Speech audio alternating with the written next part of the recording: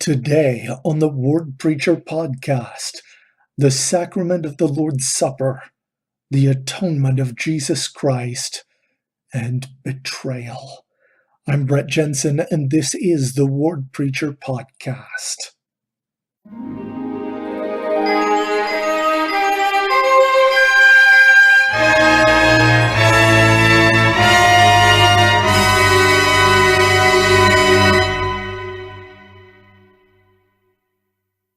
All right. Today's Come Follow Me material starts us into Matthew 26, Mark 14, Luke 22, and John 18. We begin looking at the sacrament of the Lord's Supper.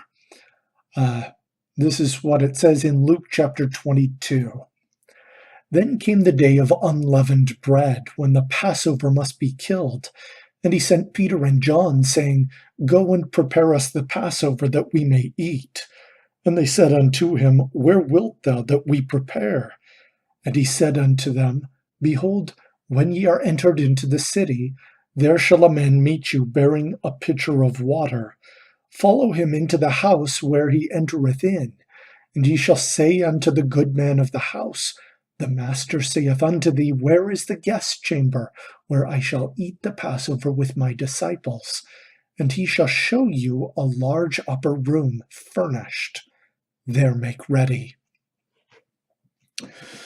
I think this is kind of an interesting account here, where Jesus has a perfect vision of exactly what this is going to look like. This is a key that what we're coming into is not something that Jesus just did on a whim. He was meant to go there. He did mean for things to happen exactly as they did. He knew that time was almost out, and he was very careful and deliberate about this. In fact, he adds in Luke 22, verse 15, And when the hour was come, he sat down, and the 12 apostles with him. And he said unto them, With desire I have desired to eat this Passover with you before I suffer. He knew exactly what was coming. And he wanted this to be something not like other Passovers.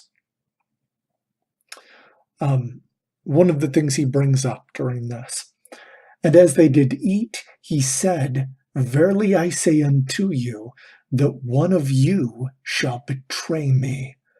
And they were exceedingly sorrowful, and began every one of them to say unto him, Lord, is it I? I think that's notable. And Elder Uchtdorf and others have mentioned this. Each of them was concerned that they might be the one that had this happen.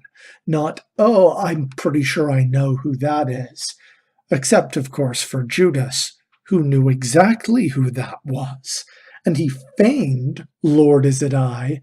And received a thou hast said from Jesus. But it is worth noting that this time around the sacrament of the Lord's Supper should be a recognition that one of us has done something to hurt Jesus, that our misdeeds have caused our King to suffer.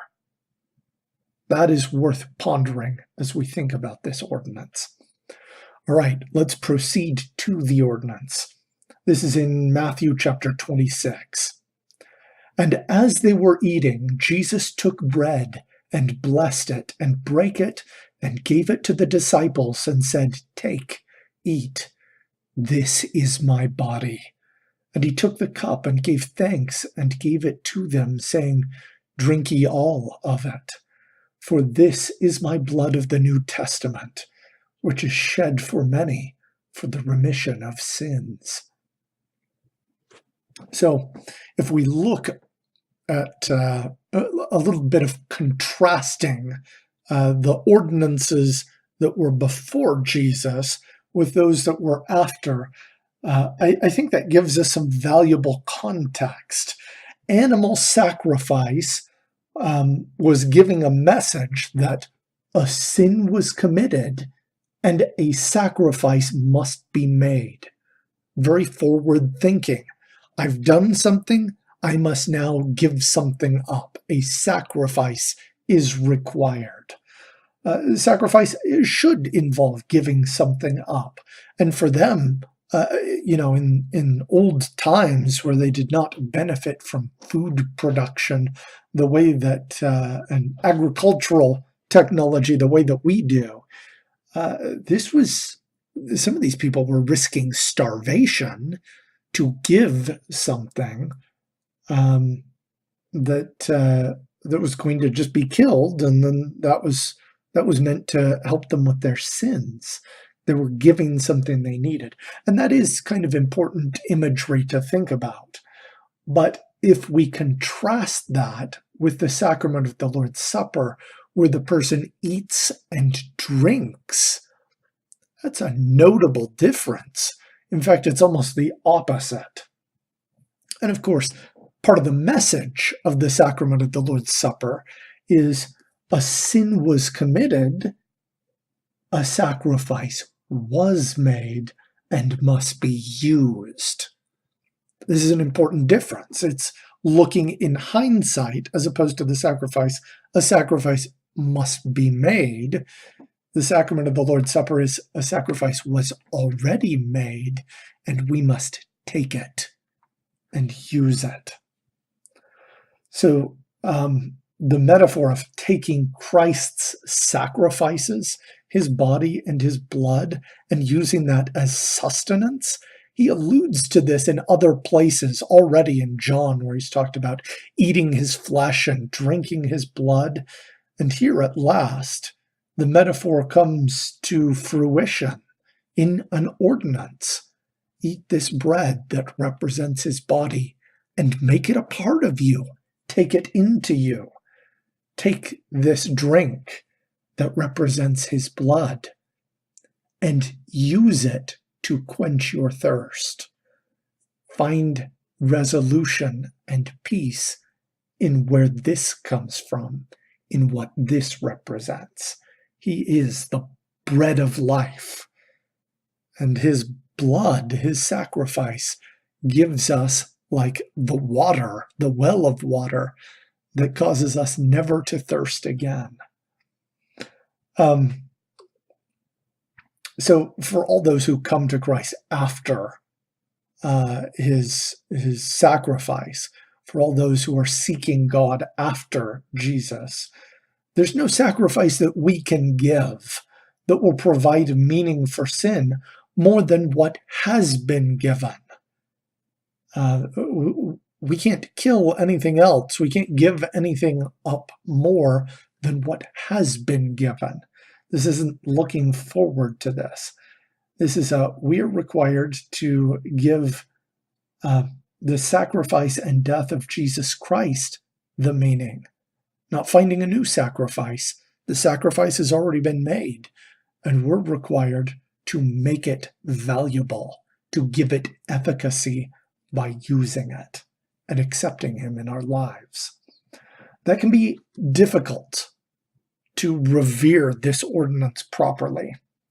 For members of the Church of Jesus Christ of Latter-day Saints and many other Christian faiths, this is something that can become common, a weekly observance.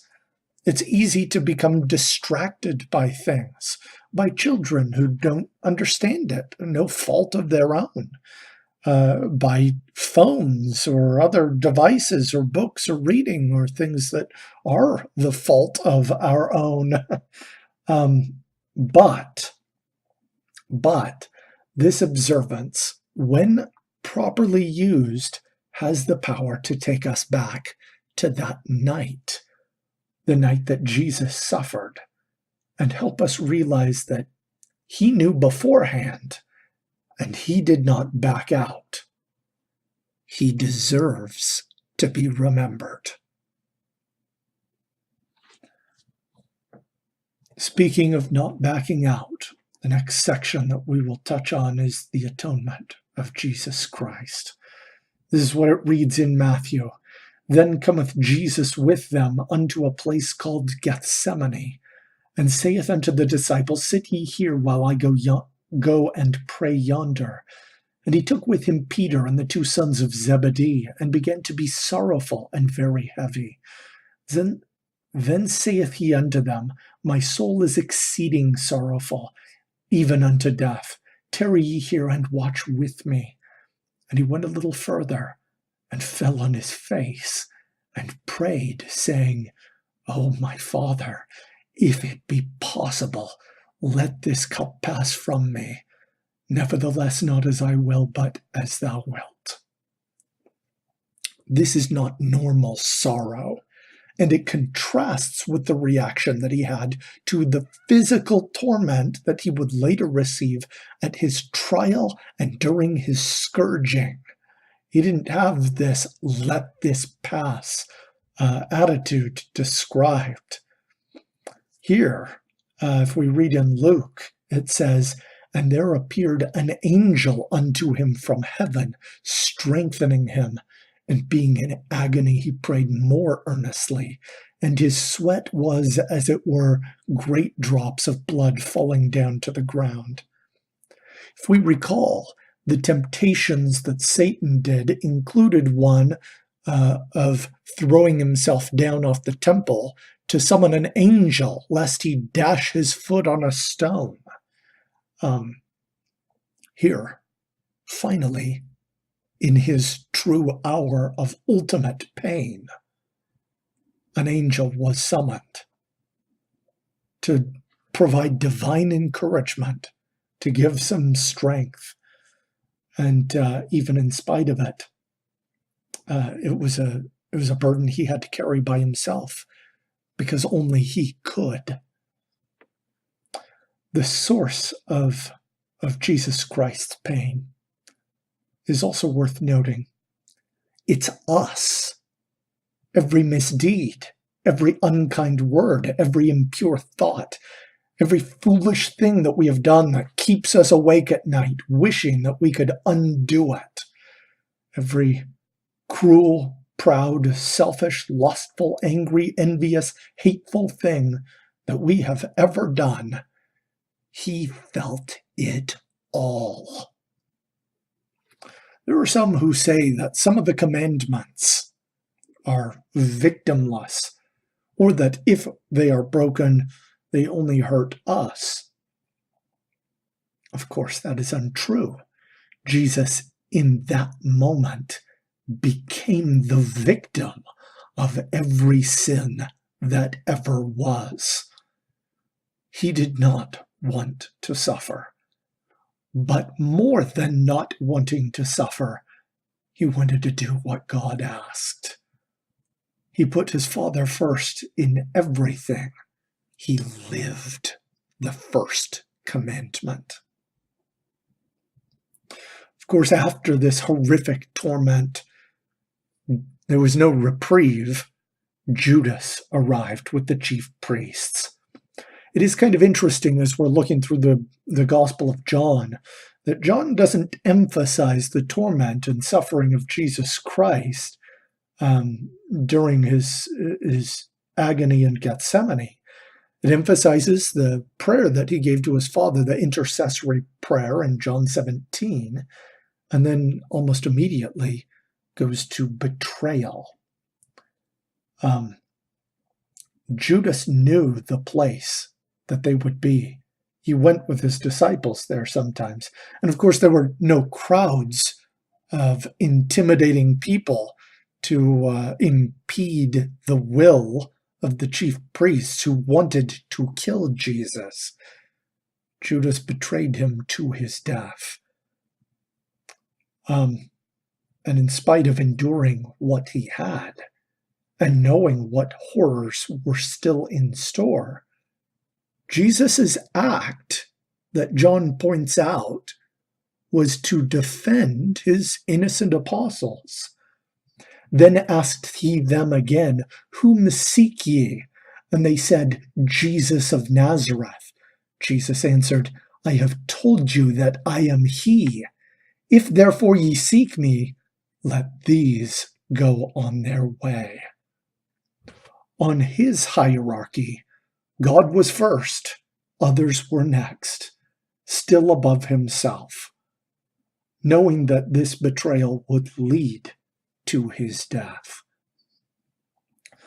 Ultimately, Jesus lived the correct order of the great commandments. He put his Father first in all things, and then he put others first, above himself. Because he is our victim, his pleas to us and those of his prophets should be more powerful to us when they say, please repent. Please don't let his suffering be in vain.